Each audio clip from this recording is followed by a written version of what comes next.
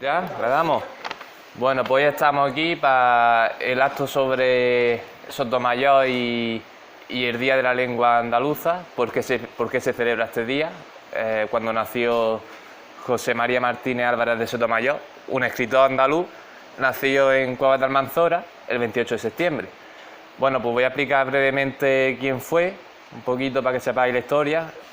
Fue un personaje muy pintoresco, muy extravagante para la época en la que vivió.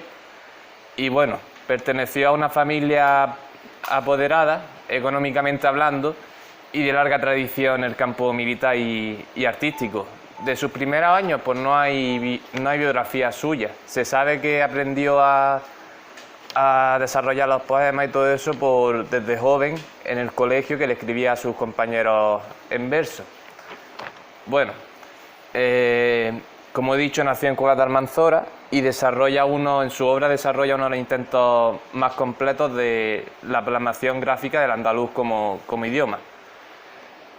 Sumergido en el ambiente cultural almeriense, rompe con muchas costumbres de la provincia, de la época, básicamente porque su estilo era muy moruno y lo refleja en su obra literaria como en la vida cotidiana. Solía llevar un fez con la media luna, levita fascín morado y calzado con pantuflas. Cabe destacar que se autoproclama como califa y llegando al punto de, siendo secretario del juzgado municipal, no cobra nada a las personas que ponían a sus hijos los nombres en árabe, lo hacía gratis. Censó más o menos para la época unas 26.000 personas. Y bueno, también cabe destacar que fue un gran admirador de Villa Espesa, con el que le dedica varios poemas a él, de gran aprecio, y acérrimo a la dictadura contrario a la dictadura de Primo de Rivera y defensor de la República. Fue hijo adoptivo de muchos ayuntamientos republicanos de la provincia de Almería y escribió su obra Batallón Floreal, la más importante que tiene, dedicada a la CNT. Aunque se vio injustamente perseguido e incluso llegó a ser encarcelado por ella, y bueno, una vez que estalla la guerra civil, es arrestado por el bando republicano. Tras la victoria del fascismo, su obra queda olvidada y su persona se sataniza, no se le da importancia. Finalmente, el 25 de diciembre muere de un cáncer de 1947, muere de un cáncer en la vejiga. Y bueno, la fecha, como ya sabéis, la fecha de su nacimiento, el 28 de septiembre, pues se conmemora el Día Nacional de la Lengua Andaluza. Y bueno, pues a continuación os dejo aquí con Paquita Sánchez. Sí. Y que va a explicaros quién fue su... Sí, bueno, Ali Manzano también, que va a actuar, y varias personas, varios compañeros de aquí que leerán poemas de él, de quién fue. Y bueno.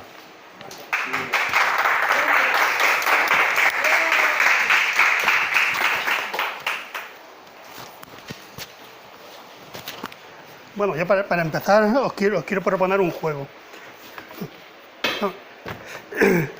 Aquí tengo un texto al que le voy a dar en lectura y quiero que a ver si adivinamos quién fue quien escribió este texto. Al que lo acierte lo invitamos a un té. El texto dice: no puedo tragar a esa gente entre la que usted vive. Me parecen huecos, inconscientes, mafiosos, realmente tontos. El andaluz es en España una especie inferior, por mucho talento que tenga. Es memo por dentro. En política... en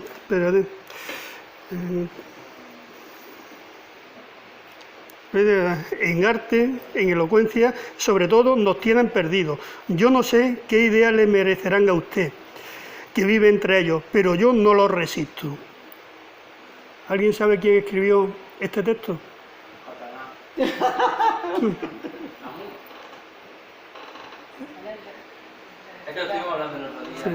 No, efectivamente. Este texto es de un filósofo español, muy español, como diría un expresidente del gobierno de España, un gran filósofo, según dicen, en Madrid, pero podemos ver que es un texto de andalofobia, un texto xenófobo, un texto en donde se inferioriza al pueblo andaluz y se le inferioriza por su forma de hablar, por su habla.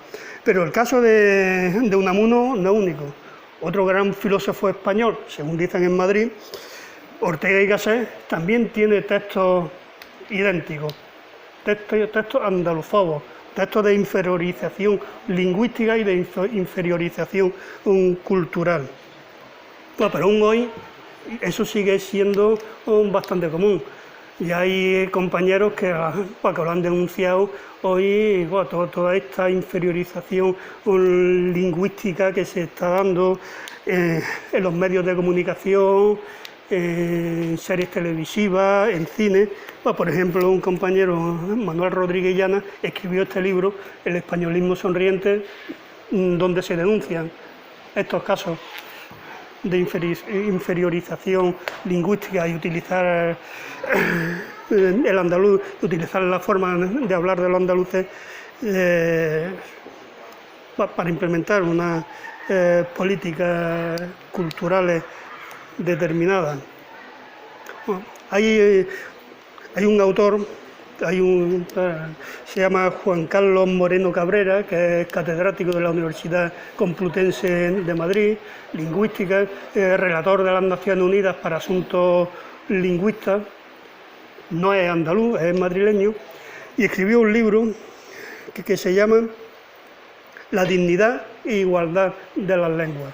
En este libro, entre otras muchas cosas, se habla del andaluz, se habla de por qué se considera al andaluz, a la forma de hablar en Andalucía, de menor valor que la forma que se tiene de hablar en el centro de la península o en el norte peninsular. Habla de la inferiorización lingüística y dice que científicamente el andaluz no es inferior ni al castellano, ni a la forma de hablar en Castilla, ni a ninguna otra forma. Son motivos políticos los que hacen que el andaluz se le considere inferior y que se considere a las personas que hablan en esta modalidad lingüística unas personas de un nivel cultural más bajo. Yo, si no habéis leído este libro, lo recomiendo porque el libro es una joya. ¿Cómo se llama? La dignidad e igualdad de las lenguas, de Juan Carlos Moreno Cabrera. Perdóname, Ali. El personaje con el que estábamos hablando el otro día, que también decía improperios contra los andaluces, era de principios del siglo XX. ¿Te acuerdas de quién era? Es que hay tantos que no, vamos, que no me acuerdo. Ya me Bueno, quedo con la duda. no lo recuerdo ahora mismo. Bueno, pero es que hay muchos, vamos. Hablamos de uno en particular. Todos los filósofos españoles han sido andalufobos, Ortega y Gasset, puede ser. No sé, incluso expresidentes de gobierno español, vamos, ha habido muchísimos. La andalufobia es un tema recurrente en todo el mundillo cultural, filosófico del Estado español. Bueno, y hoy precisamente celebramos el Día de la Lengua Andaluza por estos motivos. Lo que se intenta hacer es luchar contra la inferiorización lingüística, luchar contra el complejo de inferioridad que nos han creado, bueno, porque esto es lo que estoy hablando, esta inferioridad lingüística está asumida por muchos andaluces, por muchas andaluzas. Hay muchos andaluces que se creen que hablan mal, que se creen que su forma de hablar es un castellano mal hablado, que se creen culturalmente inferiores a los castellanos o a la gente de los pueblos del norte. Y entonces, desde el año 2003, distintas organizaciones culturales andaluzas declararon el 28 de septiembre como el Día de la Lengua Andaluza, en conmemoración del nacimiento de Álvarez de Sotomayor. Bueno, y este es el motivo. El motivo es luchar por la dignificación de la lengua andaluza y que todas las andaluzas y andaluces, independientemente, ¿no?, de los temas culturales, ideológicos o de cualquier otra forma, bueno, podamos sentirnos de una manera digna, podamos recuperar la dignidad que desde muchas instituciones culturales españolas se nos ha querido quitar. Y por eso estamos aquí celebrando el nacimiento de un poeta que fue uno de los primeros poetas que escribió en andaluz. Y escribir en andaluz significa escribir de la misma forma en que se habla. Simplemente, no es ninguna otra cosa. Es trasladar a la grafía la fonética andaluza. Bueno, sobre esto ya hay otros, posteriormente a Álvarez de Sotomayor, hay otros autores como Blas Infante que ya hablaron del tema de la escritura en andaluz, de las características fonéticas del andaluz, que decía que la fonética de andaluz no se podía escribir con signos castellanos, que tendríamos que recurrir al alifato árabe pues, para poder representar los signos fonéticos andaluces. Bueno, por ejemplo, Por lo cual la lucha por la dignificación de la lengua andaluza ya viene de largo, ya viene desde hace largo. Bueno, ya sin más os dejo con Paquita.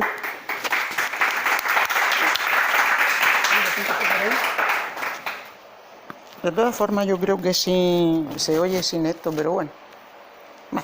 Va bien, va. Ah, claro. Bien. Yo me he centrado en Álvarez de Sotomayor.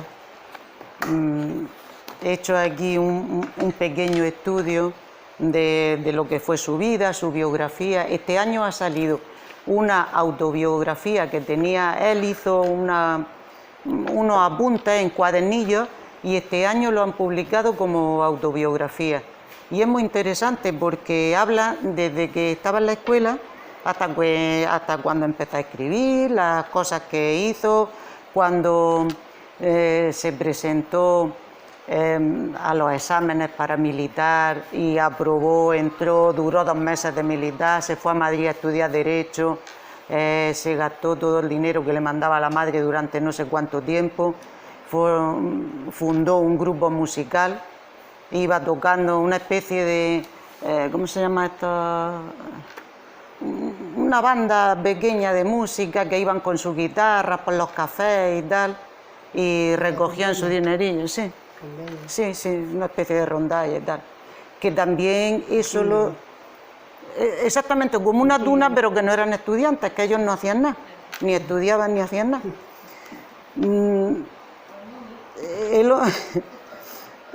Él mismo dice en su autobiografía que se iba divirtiéndose de café en café. ¿Que le daban algo? Pues estupendo.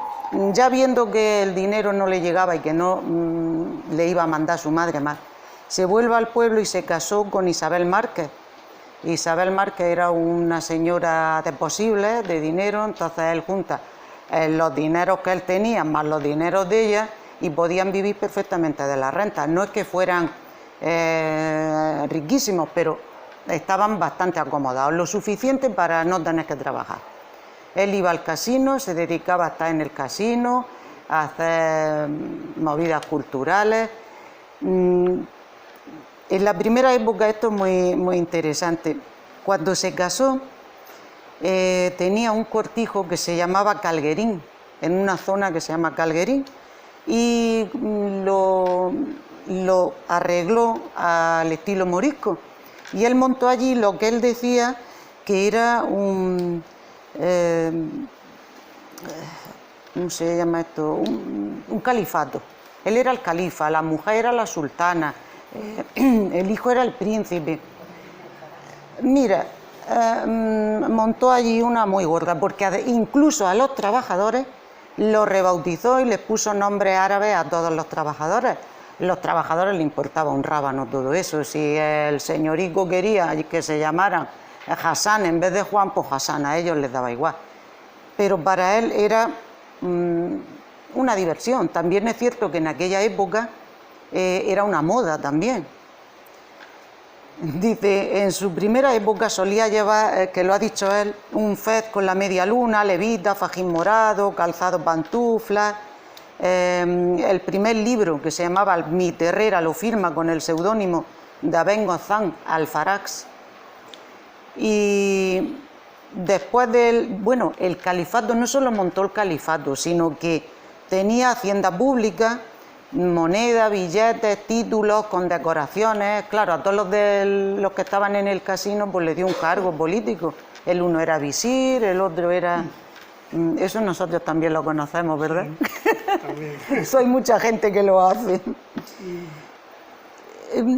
Yo al leer todo, lo que me ha llamado mucho la atención, aparte de lo escrito, es su historia política. Era un hombre muy extraño. Durante la dictadura de Primo de Rivera fue miembro de la Junta de Defensa de Cuevas de Almanzora. Luego él estaba, como dicen, de off y de coz, metido en esa política. Pero cuando cayó la dictadura de Primo de Rivera, entonces se hizo republicano y ya escribía poemas a favor de la República. En el 34 se inscribe como militante del Partido Radical, pero en el 36 se presenta por la CEDA. Sufre persecución por los falangistas, porque él había hecho el dichoso poema ese de Al Batallón Floreal, un poema muy bonito, que era un batallón de jóvenes anarquistas. Curiosamente, luego le hizo un poema muy bonito a la Guardia Civil. Y luego hizo otro poema. Bueno, yo traigo aquí un muestrario de cada cosa. Es para que veáis que el hombre, al final, ¿qué pasaba? Que no estaba bien en ningún sitio. De un pueblo iba a otro pueblo, de un pueblo a otro pueblo, siempre tenía enemistades en todos sitios. Pero es por esta forma de ser, porque a él lo que le gustaba era hacer un poema. Y se lo encargara quien se lo encargara, porque se los encargaban, él lo hacía. Y si se lo encargaba Falange, se lo hacía. Y si se lo encargaba el Batallón Floreal, se lo hacía. Y se lo hacía todo el mundo. Y al final se metía en muchos líos. Ah, bueno, una cosa muy... En el 1946 hace el himno de Almería. Ese himno rarísimo al que le puso música el maestro Padilla, que se le encargaron la música y parece ser que, visto el himno, visto la letra, no había manera de ponerle música y le puso lo que pudo. Os voy a leer, a ver si entendéis, a mí me costó trabajo entenderlo. Un alumno mío empezó a decirme: Paqui, ¿tú conoces el himno de Almería? Y a cantarlo y yo me quedé muerta. A ver si puedo leerlo. Guzla del gárrulo andaluz, hálito oriental, fuente cuan gotas de cristal sobre un mar de luz, es en cielo y mar de Andalucía, fúlgido lucero mi Almería. Patria mía, vergel de mieles y esencias, poesía, maná sutil de cadencia, Almería, novia eterna del Andarax, la enamorada princesa mora del torrencial Almanzora, fantasía de luz urdiendo celajes con encajes de sol en brisas de tul, alegría, cristal de luna de claro día, de tus fulgores brotan amor, Edén azul y siempre azul. Esto cuando el Padilla lo vio, dice: yo no sé qué hacer con esto. Pero claro, fue un encargo. Hay una cosa muy interesante, y es que de aquí, si lo analizas a nivel etnográfico y tal, puedes sacar un montón de palabras muy interesantes que ahora se pierden. Yo, como poema himno, a mí no me gusta, porque no entiendo nada.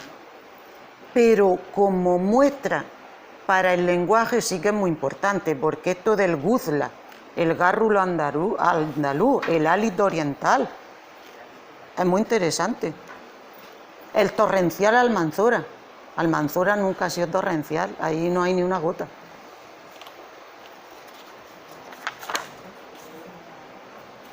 Bueno, ya ha dicho él que el hombre vivía de sus rentas, tenía fincas y además tenía acciones en las minas.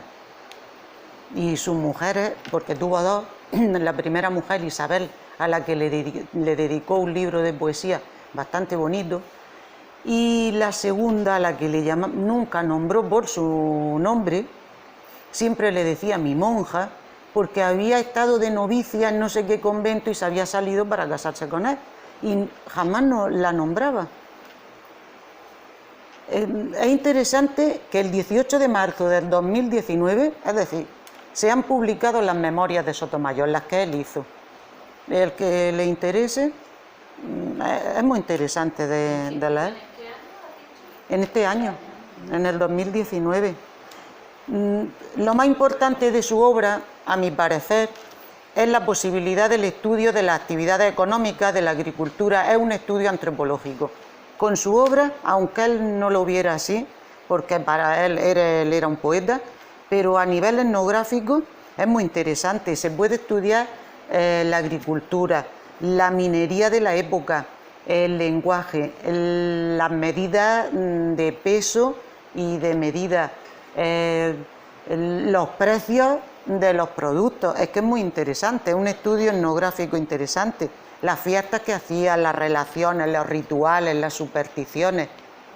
A ese nivel es, yo creo que de los más importantes que hay en Andalucía. A ese nivel, no confundamos. Hizo también un romancero, que él le llama el romancero de la Almanzora, muy interesante porque es al estilo de los romanceros clásicos que hablan como Abenámar, moro de la morería, el día que tú naciste, los romances clásicos. Y él hace he cogido aquí un trocico para que lo veáis. Era un arrogante mozo de guitarra trovadora, alegre y madrugador como el canto de la alondra, con blasones de hidalgo de solera labradora, rostro enjuto y moreno como el trigo de Cantoria, porque era de Cantoria, que andaba de feria en feria, jinete en su jaca torda por las ciudades y villas del Valle de la Almanzora. A casi todos los pueblos de Almería le escribió poemas. Y cada vez que escribía un poema al pueblo, normalmente le hacían un homenaje en el pueblo. Que eso es lo que él quería, que le hicieran homenajes porque le encantaba eso de los homenajes. O lo nombraban hijo predilecto y tal. Cuando no pasaba eso se enfadaba, como le pasó en Cueva, él era de Cueva. Pero pilló un cabreo gordísimo por no sé qué feo que le hicieron, que le iban a poner a una calle su nombre y no se la pusieron. Y cabreado cogió todos los bártulos y se fue a vivir a Vera. Entonces, que allí en Vera es donde estuvo en el registro civil y a los que iban y le ponían nombre moro, por ejemplo, pues yo qué sé, en aquella época se podía poner, yo tengo una parienta que se llamaba Aisa, pues entonces a ese no le cobraba lo que ha dicho él, muy interesante. Pero fíjate qué gracioso el poema que le hizo a Tíjola. He cogido un trocico.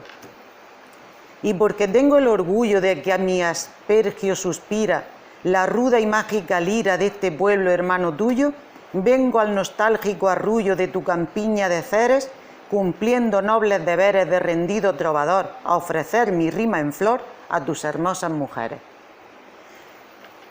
Tal como estaba la cultura en los pueblos en aquella época, si el hombre va allí y lo lee públicamente, lo único que queda es ofrecer mi flor a tus hermosas mujeres, porque todo lo otro no se enteraba nadie. Pero suena bonito y ya está. También hacía poesía a los partidos políticos. Un partido político le decía, hazme un poema, porque la poesía entonces era una forma de llegar a la gente. Igual que los romances y todo eso, la gente se queda con un poema, aunque no lo entienda mucho, pero la musiquilla se la queda, y eso es una cuestión de propaganda. Ahora está la televisión, hay un montón de cosas, pero antes esta era la forma de propaganda. Por ejemplo, hizo uno a Salmerón: al luchar en viril rebeldía, en constancia, firmeza y tesón, dirá España que es digna Almería de ser patria del gran Salmerón. También escribe una poesía en homenaje a Villa Espesa. Esta la recitó el 4 de enero del 35, que es la famosa Por eso soy moro. Porque el ronco bramar de las olas que llegan a mis lares, de las playas del África vienen cruzando los mares, porque el sol africano es el que alumbra la patria que adoro, porque sacia mis ansias de gloria que ofrece el profeta, y las tristes leyendas moriscas me hicieron poeta, por eso soy moro. Porque el sol que templaba mi cuna que fue de mi madre preciado tesoro de llanto y risa y besos y encajes, es el mismo que presta a la luna la plata que esboza moriscos paisajes, por eso soy moro. Porque miro en las torres caídas de viejos castillos, tragedias vividas en sueños que añoro, porque envuelto en volutas de humo, rimando quimeras, la vida consumo, por eso soy moro. Porque miro en mi tierra las mozas de cara morena, no borrar de sus ojos su estirpe de raza agarena, cuando velan sus árabes mantos cabellos de oro, porque son las guitarras collares de notas moriscas en dulces cantares, por eso soy moro. Porque enciende la luz de mi mente la ilusión de una fiesta de oriente, donde al son de mis versos a coro me coronan sultán de la zambra, porque tiene Granada una alhambra, por eso soy moro. Porque el bate inmortal Villaespesa ha dejado en mi espíritu impresa de su alcázar de perlas sonoro la visión de su triste elegía, porque mora fue siempre Almería, por eso soy moro. Si os dais cuenta, en realidad no hay lo que podría decirse una sensación de compromiso, es todo figura y forma del romanticismo. No hay nada serio y hondo, es todo, es forma. En el libro Mística, sin embargo, hay un libro, Mística, que es muy religioso, pues se ve que el hombre era muy religioso, y hay una poesía que destaca entre todas las otras por su calidad, no solamente por las palabras, sino por la calidad poética, que no es fácil encontrarla en él, Se llama La buena muerte. He puesto 2 estrofillas pequeñas para que veáis que es muy buen poema. Sé que mi vida concluyo, sé que en acecho me espera, y como en carne soy tuyo, ni te llamo ni te huyo, puedes venir cuando quieras. Mas cuando se haya cumplido el plazo que he de vivir, no me cojas con descuido, y ven, muerte con ruido, que yo te sienta venir. He cogido estas 2 estrofas, pero el poema entero es de los mejores que tiene. No es que sea un mal poeta en general, no lo es. Cuando él escribe por sí mismo, escribe buena poesía. Cuando escribe por encargo, ya es distinto, porque ya es otra cosa. De obras de poesía, tiene 8 libros, que es Mi Terrera, Rudeza. Esta es importantísima para lo que es el idioma, es importantísima. Alma campesina también, Los caballeros del campo, El romancero de la Almanzora, que ya lo habéis visto, Isabel, que era a su mujer, Místicas y Campanarios. Luego tenía un montón de poesía en abanicos. Se ve que en esa época las mujeres en los abanicos se los llevaban a un poeta y le decían, hazme un poema, y le hacía un poema detrás. Al abanico de Mercedes, al abanico de Emilia, a políticos, a pueblos. En teatro tiene La Seca, La Enlutaica, Los lobos del lugar y Pan de Sierra. La Enlutaica y La Seca, que me la leí anoche las 2, es interesante de leer, más que por el tema en sí, porque te dice las costumbres de la época, lo que se hacía, lo que no se hacía, cómo pensaba la gente. Es muy interesante. Y luego he cogido 2 trocicos del poema La Guardia Civil de Albáncher, porque es curioso, y después del poema Al Batallón Floreal de los muchachos anarquistas, para que veáis en la misma época los 2 poemas que hace. Este es el de La Guardia Civil de Albáncher. Nadie le quitó su vez en cumplido y español a este pueblo de Albáncher, que se ha curtido la tez mirando de cara al sol. Espérate. Y quiere honrar y dar brillo al cuerpo fuerte y viril, que en su cuartel por castillo, en cada guardia un caudillo, tuvo la Guardia Civil.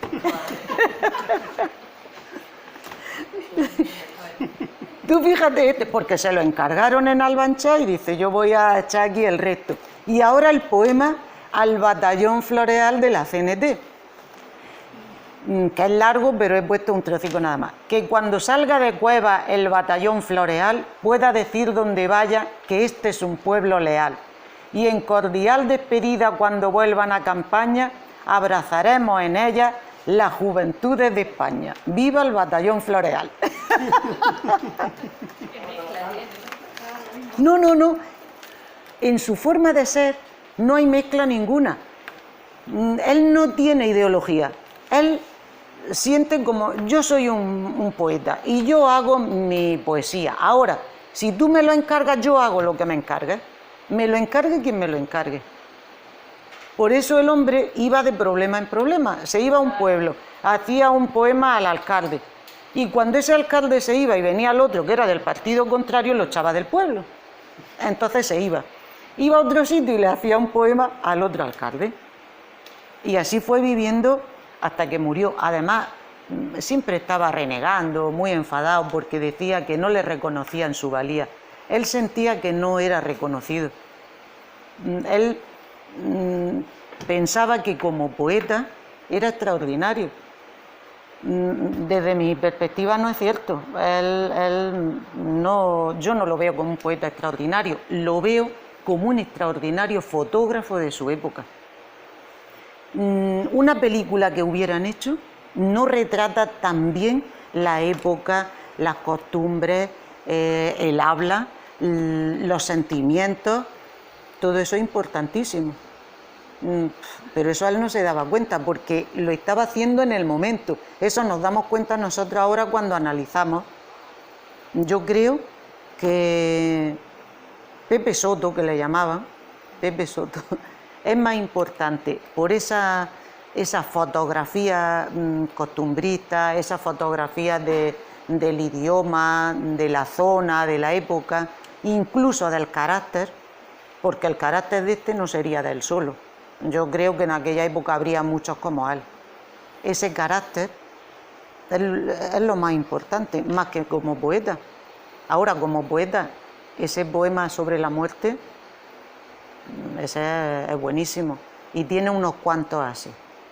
Pero no es toda su obra, ¿eh? Y las obras de teatro son impactantes por la temática. No por el diálogo ni por los personajes, sino la temática es impactante. Y ahí nos quedamos. Si queréis saber algo, me preguntáis porque es que no he podido anotarlo todo, pero lo que queráis saber me lo preguntáis y lo sé, os lo digo. Pues si alguien quiere comentar algo, Exactamente. sobre el tema, pues adelante. Bueno, yo quisiera comentar el hecho de ser un personaje directamente.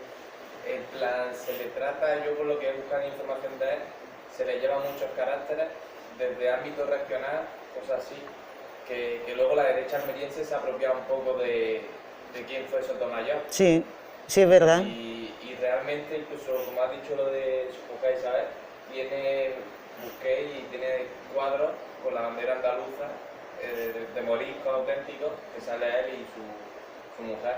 Sí, sí. Se la lleva mucho, tristemente, a muchos ámbitos. Es que es curioso, es lo que estamos diciendo, es que es curioso, es que, mira, cuando terminó la guerra llegaron al pueblo y a él le habían hecho a él un retrato y estaba en el casino el retrato.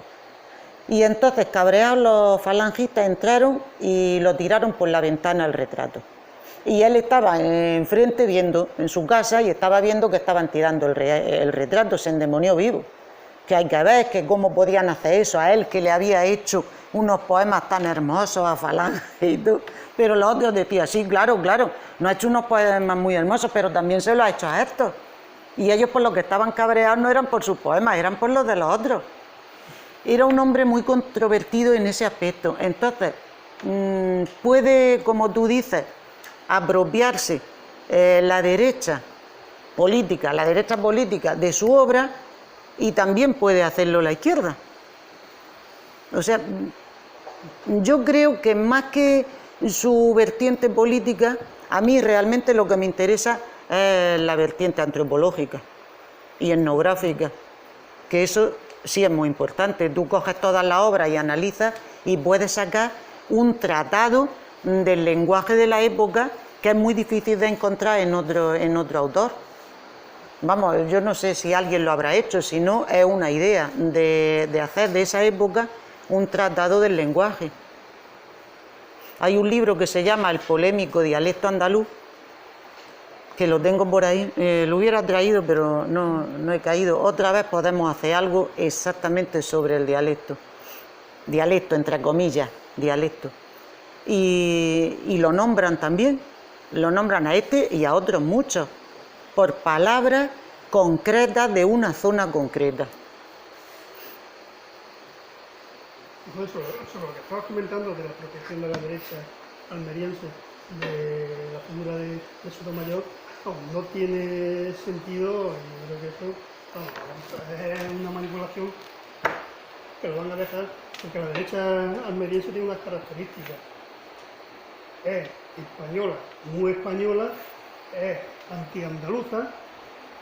Para ellos la esencia de Almería es una esencia cristiana, es antimora, antimusulmana, anti-emigración, y se están apropiando, bueno, pues de un poeta que ya el himno de Almería está hablando de una Almería andaluza, en el himno de Almería.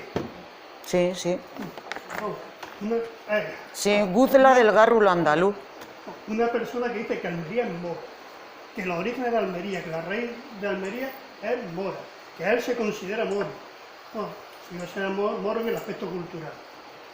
No tiene nada que ver con lo demás. No tiene nada que ver con religión ni nada. Culturalmente él se considera moro. Y considerarse moro significa, bueno, porque se siente heredero de la cultura andaluza, la cultura andalusí, para la cultura de Al-Ándalus, porque la considera una cultura muy superior a la cultura cristiana, a la cultura del norte. Por eso, vamos, yo creo que no tiene sentido que la derecha de Almería se apropie de Sotomayor. Pues, vamos, todo diciendo Paquita, vamos, el tema político en Sotomayor, vamos, Sí, creo que es no, lo menos importante. exactamente. Es lo menos importante. La importancia de Sotomayor radica en lo que ha dicho Paquita, en los aspectos lingüísticos, antropológicos, sociológicos y lo demás. Allí sí es pues, una figura que culturalmente debemos de reclamarla, pues, no solamente nosotros, sino todos los almerienses y todas las instituciones de Almería. No, pero va a ser difícil porque su carácter en moro no encaja con lo que a los sectores de las instituciones actuales les gustaría.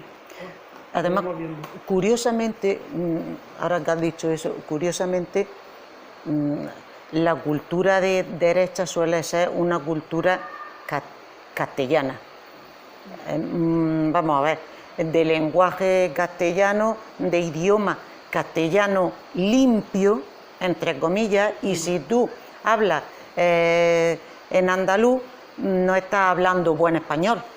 Además te lo dicen, no estás hablando buen español, luego no te dan por español.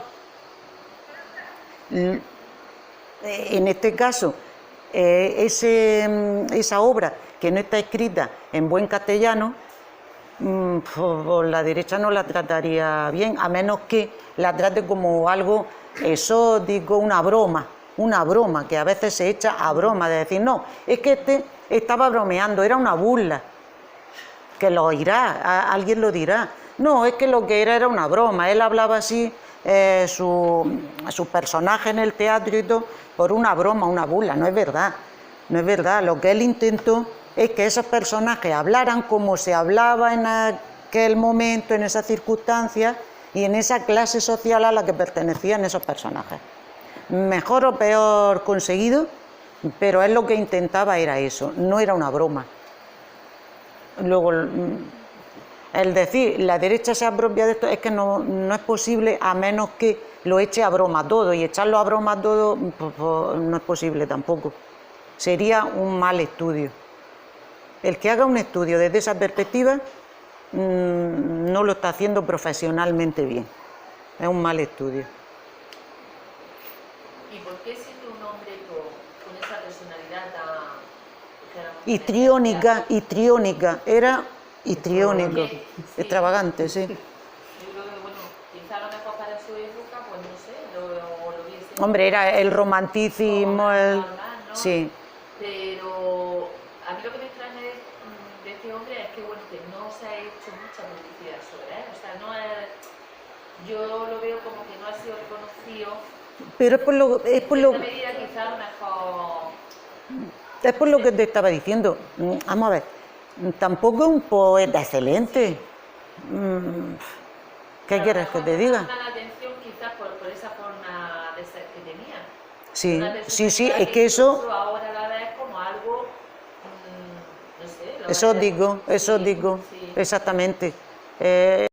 Porque le gustaba ir a todas las fiestas y hacer presentaciones y lecturas de poemas y homenajes y cosas de esas. Él viajó mucho y a él le gustaba que se le reconociera y tal, y en aquella época sería de los primeros. Ahora, el paso del tiempo, todas las obras no lo resisten. Ahora tú puedes ser ahora mismo un músico extraordinario y a lo mejor tu obra no resiste el paso del tiempo. Yo creo que lo que le ha pasado a este hombre es que el paso del tiempo ha ido calmando las cosas y entonces puedes analizarlo de otra manera. Y es cierto que tiene cosas, ya te digo, muy buenas y otras que no lo son tanto.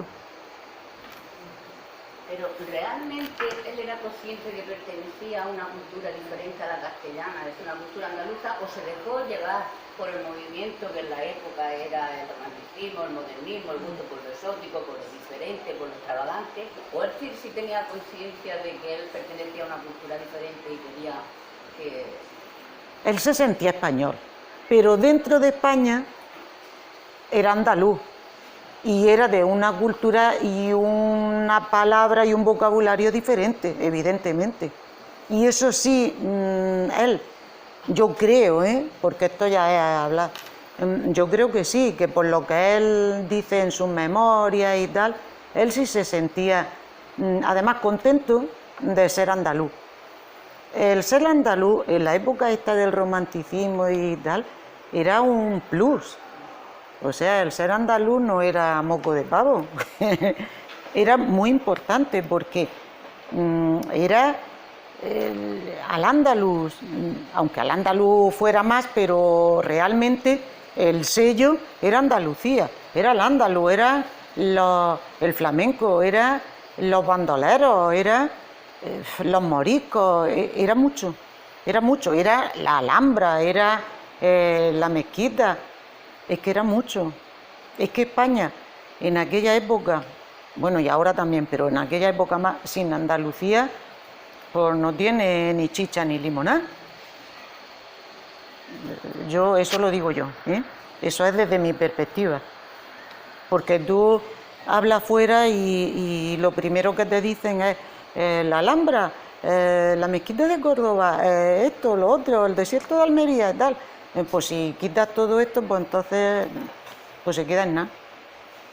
No es que Castilla no tenga sus valores, no es que el norte no tenga sus valores, pero el ideario es Andalucía.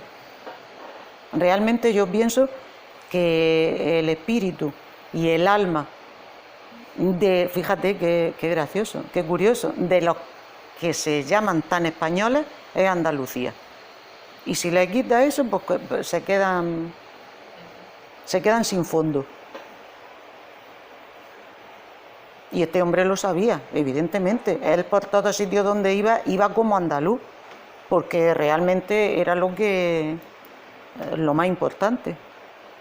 Como Villaespesa y otros muchos. Y no solamente estamos hablando de escritores, pero pintores, músicos. La cultura andaluza era la más puntera. Era la época también en que Washington Irving escribió Cuentos de la Alhambra, que por cierto, Hablaba Y también, algunos otros románticos extranjeros. exactamente, que vinieron por aquí, lo conocieron, porque hablaban de uno de estos muy famosos, que ahora no recuerdo el nombre, extranjero. Brennan. Sí, Era Brennan. sí, sí, Y tal, fue un poco después, un poco posterior. Exacto. Escribió sobre la Alpujarra. exactamente. Entonces venían lo que al cogollo de la cultura era Andalucía. Y este hombre tuvo alojado en su casa a un escritor que no recuerdo el nombre, americano y tal, que vino a Andalucía a viajar, a hacer una guía de viaje y tal, y paró por allí por Cueva y se encontró a este vestido de moro, que además se sentaba allí en el casino vestido de moro, la mujer que era la sultana y todos los jaleos que tenía este hombre allí con la morería, y el otro se quedó pasmado porque diría, a ver si es que es verdad que todavía siguen esto. Y entonces se lo llevó a su casa y le ofreció una fiesta, una zambra, ¿sabéis lo que es una fiesta mora? Y el hombre se fue alucinando, escribiendo, porque todavía había moros aquí que hacían fiestas y todo, y no, era este. Y el hombre se lo creyó, que realmente, pues el sultán, se la dieron bien al americano. Pues claro, pues iban allí las cocineras, todos vestidos de moros, la fiesta, pues dice, allí le decían sultán, en el casino. Pues el otro se fue convencido de que había estado viendo los últimos reductos de la morería en Andalucía. Sobre lo que estamos comentando, bueno, tenemos que tener en cuenta que la construcción de España como Estado es una construcción artificial. Aquí en España hay diferentes pueblos, diferentes naciones que se unen por las fuerzas conquistadoras de Castilla. España como Estado se configura en el siglo XIX. Antes era Castilla, pero la estructura de Estado, con la unidad política y demás, se constituye en el siglo XIX. Y a principios del siglo XX no existía una cultura española como tal. La cultura española se constituye, se desarrolla en el franquismo. El franquismo es cuando se asume la cultura andaluza, una cultura andaluza falsificada, grotesca y tal, pero se constituye como la cultura española. El Estado español fagocita la cultura andaluza para hacer con ella una cultura andaluza, una cultura española, una cultura propia, porque no la tenía anteriormente. Y claro, coge la cultura más fuerte que existe en la península, para que es la cultura andaluza. Por eso en esa época, en la época de Sotomayor, Villaspesa y otros poetas, sí existía una conciencia para que eran andaluces, que eran diferentes de los castellanos, de los catalanes, de los gallegos, aunque se sintieran españoles. En esta generación de poetas no había ninguna idea independentista ni nada, pero sí había una conciencia de que culturalmente eran andaluces y eran diferentes. Yo creo que siempre ha habido la conciencia y el conocimiento de que España es un país hecho de trozos. Es hecho de trozos. No quiere decir que no sea un país, es un país, pero está hecho de trozos. Yo no sé si vosotros conocéis las colchas esas americanas que hacen exactamente. ¿Es una colcha? Sí, es una colcha, pero está hecha de trozos, no es un solo trozo de una sola tela, no es cierto. Está hecha de trozos. Pues en esa colcha hecha de trozos, el trozo madre, el mayor, sería Andalucía. Quiere decir que si lo quitas como es el centro de esa colcha, pues se quedan ahí 4 tirajos, que me perdonen los de alrededor, que no es por decirle tirajos a los demás, pero que así, se quedan los 4 trocillos sueltos. Cuando nos damos cuenta de que España es un país, lo es, pero está hecho de trozos y son partes independientes, que cada una tiene su idiosincrasia, tiene su cultura, tiene sus raíces y tiene sus cosas, y no tiene por qué ser es malo que haya un país de esa manera, siempre que todos estén de acuerdo. Y diga, pues sí, nosotros somos distintos a ti, pero nos vamos a entender contigo y tú te vas a entender conmigo y nos vamos a entender entre todos. Y vamos a hacer un mosaico en el que todos nos vamos a entender. Pero que sepas que yo no soy tú, pero me voy a entender contigo. Y yo creo que eso en esa época también estaba claro, ¿eh? Yo creo que eso siempre ha estado claro. Yo creo que toda la vida, hasta en la época de los Reyes Católicos, yo creo que eso lo tenían muy claro. El problema está cuando se quiere hacer homogéneo lo que no es homogéneo. Ahí es donde se crea un problema, y es un problema que por lógica no debería de existir, porque no tiene sentido. La cultura castellana no es la andaluza, ni es la catalana, ni es la gallega, ni nada. Y no pasa nada. Pues gracias a Dios que tenemos muchas. Y en el intercambio y todo está la riqueza. Si todos fuéramos castellanos, pues andábamos jodidos. Vamos a ver. Pero tú fíjate que siendo un hombre que ha nacido aquí en Para, aquí en Almería no se sabe mucho sobre... Bueno, eso no es... Vamos a ver. Vamos a ver. ¿A ti te suena la roainilla? No, ¿verdad? Bueno. Pues en gran parte del mundo se ha estudiado a Ismael al-Roaini y la roainilla que eran de la zona de Pechina, que en Pechina hay una zona que se llama el Ruiní, que es exactamente el Ruin, pues es por Ismael al-Roaini, que tenía ahí su tarica y tal. Y esa mujer, en el siglo XI, XII, siglo XI, una mujer, el padre era el imán de toda la zona, se muere el padre, ¿y a quién deja al cargo de la mezquita y de todo? A ella, a la hija. No dejó al hijo, no dejó al nieto, no dejó al yerno, dejó a la hija. Eso que es tan importante, además una mujer, un talento, una mujer extraordinaria, era teóloga, era traductora, una mujer extraordinaria. ¿Y quién la conoce en Almería? Ah, fuera así, fuera así, fuera así, fuera así. Aquí, pues yo qué sé, Inga Lariz, fuera se conoce mucho, porque yo cuando he ido fuera siempre me han preguntado qué hay en Almería de él. Pues no hay nada, no hay nada. Es más, en el Instituto de Estudios Almerienses hicimos un diccionario de personajes almerienses. Pues bueno, meter a Inga Lariz y a al-Roaini me costó peleas continuas, y sin embargo metieron a 50 curas, a no sé cuántos más, cuyo mérito era ser, ¿cómo era? Propietario de grandes fincas. Ese era el mérito. Fulano de tal de Garrucha, propietario de grandes fincas. Bueno, pero ¿cuál es el mérito? Y sin embargo, a estos que te digo, costó Dios y ayuda poder meterlo en el diccionario, que lo podéis localizar el diccionario por ahí.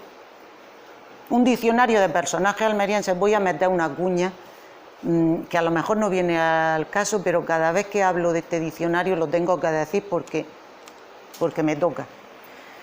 En ese diccionario se habla de la CNT y se habla de los hermanos Aguilera, y se dice textualmente que fueron criminales. Los hermanos Aguilera, los hermanos de la CNT, esos hermanos calificados en ese diccionario de criminales, fueron asesinados los tres hermanos junto con un niño de 5 años, que era hermano también de ellos. Y eso no se dice, y está en este diccionario. Luego se ha utilizado el diccionario para denigrar a esa persona, porque este diccionario era para hablar de personajes almerienses, personajes, y se ha utilizado ese diccionario para maltratar de una manera tremenda a esa familia.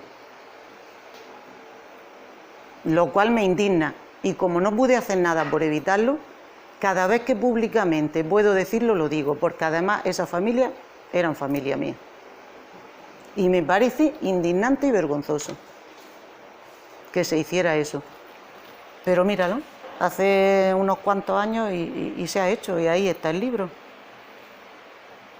Si podéis ir a Liea, decís que os lo regalen, que seguramente quedarán muchos. Es verdad. Y además es muy interesante porque eso es muy interesante porque te dice quién ha escrito cada biografía. Y viendo quién ha escrito cada biografía, ahí se retratan. Y esa gente que ha escrito las biografías, estamos, gracias a Dios, todos vivos. Luego, es interesante ver qué biografías han escrito y qué es lo que dicen de cada uno. Y así sabes quién es quién ahora mismo en Almería, de la gente de la cultura. Así que ese diccionario, más que para ver los muertos, sirve para ver los vivos, los muertos de los vivos. Así que si ahora podéis localizarlo y verás que es muy interesante. En el Instituto de Estudios Almerienses. Yo no sé si lo venderán. Está en Diputación.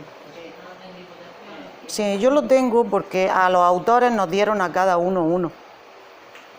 Nos pagaron también, que por eso se mataban vivos por hacer biografías, ¿sabes? Y pagaban, depende de la biografía, si era más larga o más corta. Sí. Entonces, ¿qué pasa? Que esos propietarios que están en la biografía pueden llenar 3 páginas. Porque como... un estudio de los que eran usureros que querían cobrar, de los que eran de la ideología de cada uno. Sí, vamos, es muy interesante. Sigue dando datos. El diccionario es precioso porque es muy interesante porque ves quién es quién. Porque ahora mismo, sabiendo de quién escribe cada quien y qué escribe, pues ya sabes quién es cada uno. Exactamente, también. Sí. Se cobraba por si escribía por palabras. Entonces decían, a ver, de los moros, mucho ha escrito. Digo, pero vamos a ver, si es que he escrito poco, no creas que he escrito mucho. No, esto es mucho. Pues entonces íbamos recortando hasta que se quedaba a lo básico. Pero del cura de Garrucha y todo eso, se escribió mucho.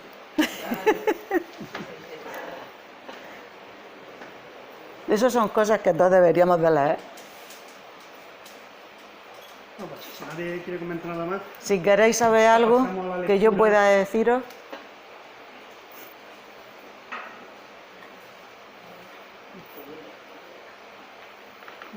Pasamos a la lectura de esto. Bueno, ¿a quién empieza?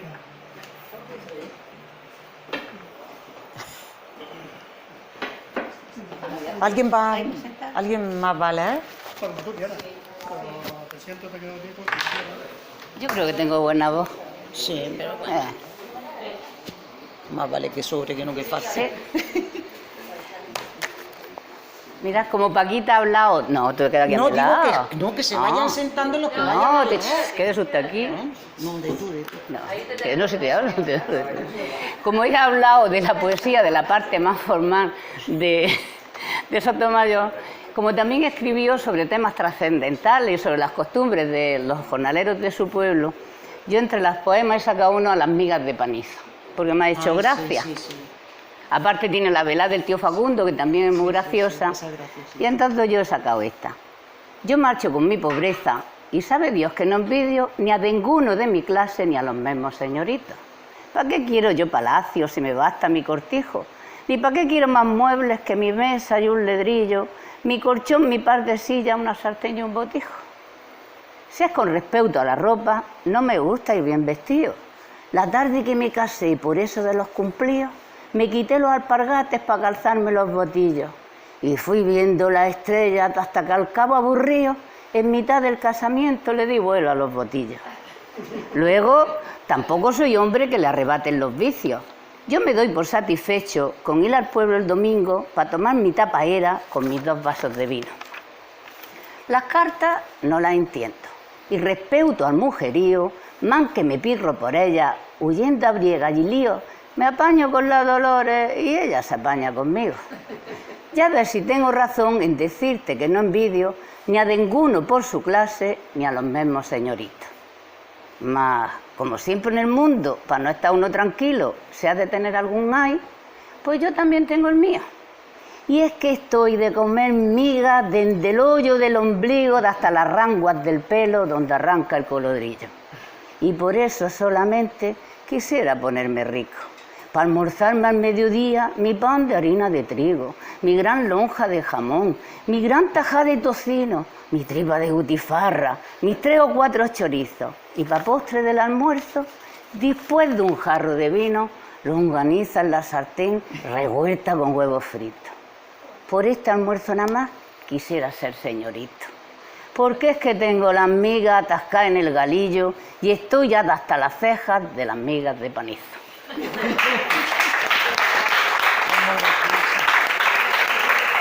Aquí hay más, si queréis leer alguna os las presto. La seca también es muy bonita. ¿La quieres leer tú? Toma. Venga, vamos. Que para eso, que para eso la he sacado. Cuidado con el... Pero yo se lo va a avisar. Cuidado con el cable.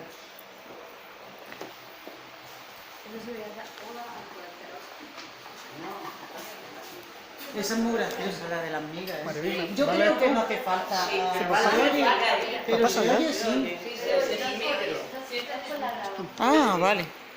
Es que esa es un poquito más sobre la mujer, pero va a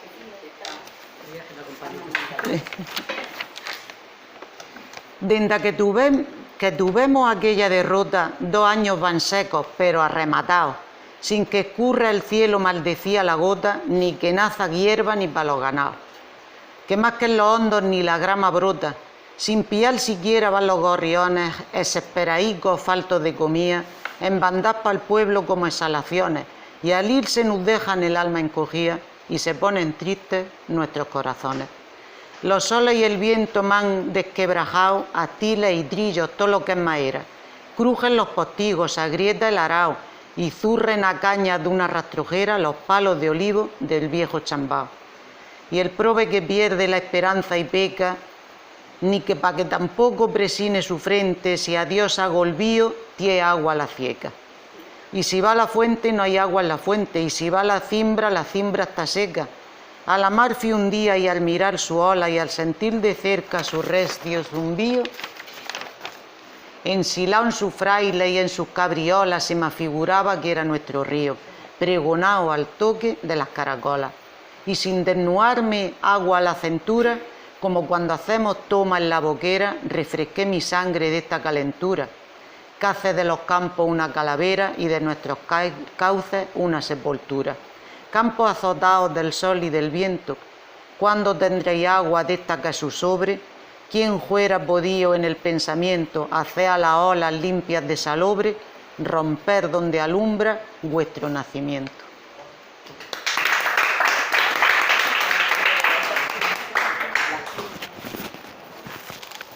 Bueno, vamos a ver, yo voy a leer este que me ha proporcionado la compañera Isabel, que ha tenido para todas. A ver cómo sale. La Priesa se llama. Diego, Dieguico, pero no contesta. Mía si contestara, habrá sinvergüenza. Y anda que el chiquito los pies aligera. Por más que le chille, toicas mis por más que le chille, con toicas mis fuerzas. Anda, escoduntao, me caso en la grea. ¿Qué es que yo te traiga? ¿Qué es que no quiera? Y que a reempujones te suba a la cueva. ¿O es que mis chillíos toman a juerga? No escuchas la madre, no sientes la nena. Anda, ña, Dieguico, más que la paciencia. Me estás escurriendo y juro por esta que como yo abaje va a andar deprisa. Ya te he reconjuntado. Mía si te cayeras, que te foan los sesos, rulando a cieca. Anda, descariote, toma la verea, que me tienes la sangre de mirarte negra. Ya me has tropezado, mía Dios quisiera, que día en el aire más de 20 vueltas. Anda, cachazúo, y estira esas piernas. Luego quebrar bollos, palos que te dieran, a ver si volabas más que una cometa. No subo para arriba, pues vaya una priesa. Cuidado con tus cosas, que no tienen espera. Ya me tienes subido, a ver qué te aprieta. ¿Para qué me querías? Mira, si te quisiera, ¿para qué iba a quererte? Pues para que subieras.